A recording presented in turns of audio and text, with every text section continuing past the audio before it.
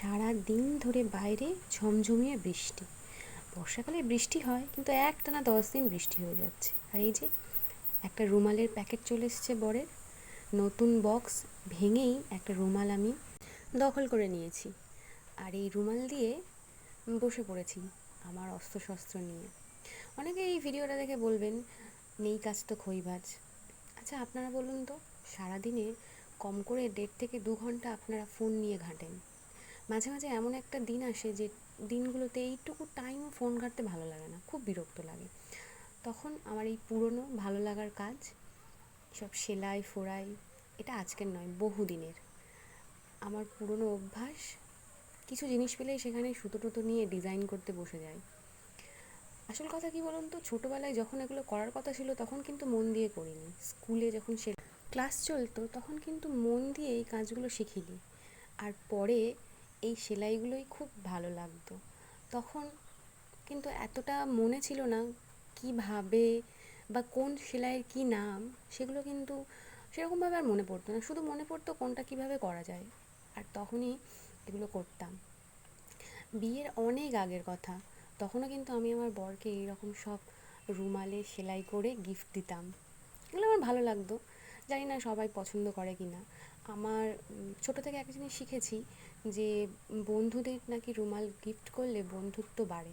সেই জন্য চেষ্টা করতাম সবাইকে একটু রুমালে কাজ করে গিফট দেওয়ার। আর তখন তো বাজার থেকে রুমাল কিনে কিনে সেলাই করতে হতো, এখন তো আর সেটাও করতে হয় না।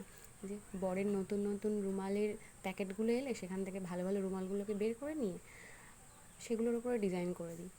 কারণ ছেলেদের রুমালগুলো বড় সাইজের হয় আর একটু সাদামাটা হয়, মেয়েদের রুমাল তো সবসময় মেয়েরা একটু ডিজাইন ফুল ফল দেখে কেনে। এগুলোর জন্য আমাকে বকাও শুনতে হয়, তাতে কিচ্ছু যায় আসে না।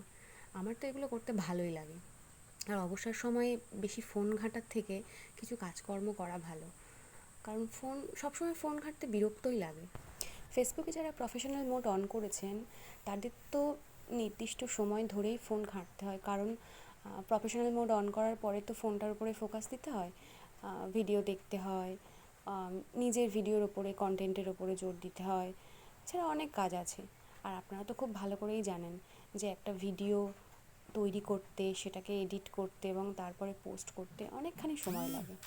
অনেকেই হয়তো যারা প্রফেশনাল মোড অন করেননি বা যারা শুধুমাত্র বিনোদনের জন্যই ফেসবুক ইউজ করেন বা সোশ্যাল মিডিয়া ইউজ করেন, তারা অনেকেই ফালতু সময় নষ্ট করা বলেই মনে করবেন। কিন্তু যে কোনো কাজই ছোট নেই বা বড় নেই, কাজ তো প্রথমে শুরু করতে হলে ছোট ছোট প্ল্যাটফর্ম দিয়েই শুরু করতে হয়, প্রথমেই তো একেবারে বড় হওয়া যায় না। তো চেষ্টা করতে হবে এই সব ছোটোখাটো ভিডিও, যে যেটা ভালো পারে, কেউ কথা বলতে ভালো পারে, কেউ হাতের কাজ ভালো পারে, কেউ রান্না ভালো পারে, তো সে যে যেটা ভালো পারে সেটা দিয়েই কাজটাকে শুরু করতে হবে। ছোট থেকেই কিন্তু আস্তে আস্তে বড় হবে। হঠাৎ করে তুমি একদিনেই বড় হতে পারবে না, বা হঠাৎ করে তুমি একেবারে খুব সাকসেস পেয়ে যাবে না। সুতরাং কোনো কাজই ছোট নয়।